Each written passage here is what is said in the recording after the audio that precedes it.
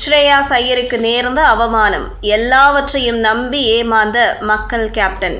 இது தேவையா? துலீப் டிராபி தொடரில் வடக்கு மண்டல அணியின் கேப்டனாக ஸ்ரேயாஸ் ஐயர் தேர்வு செய்யப்படாதது ஏன் என்ற குழப்பத்திற்கு விடை கிடைத்துள்ளது.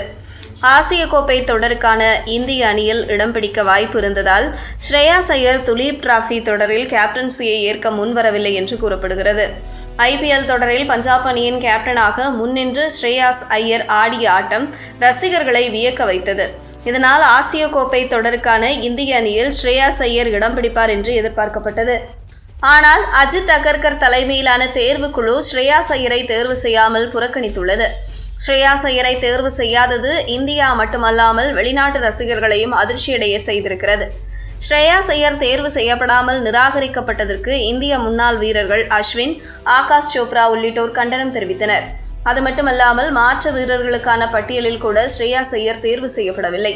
சுப்மன் கில்லை விடவும் ஸ்ரேயாஸ் ஐயர் அதிரடியாக விளையாடக்கூடியவராக இருந்தும் வாய்ப்பு வழங்காதது மிகப்பெரிய சர்ச்சையை ஏற்படுத்தியது. இதனிடையே ஆகஸ்ட் 28 இந்திய உள்நாட்டு கிரிக்கெட் தொடர்பான துலீப் டிராபி தொடங்க உள்ளது. இதில் ஸ்ரேயாஸ் ஐயர் வடக்கு மண்டல அணிக்காக களமிறங்க உள்ளார்.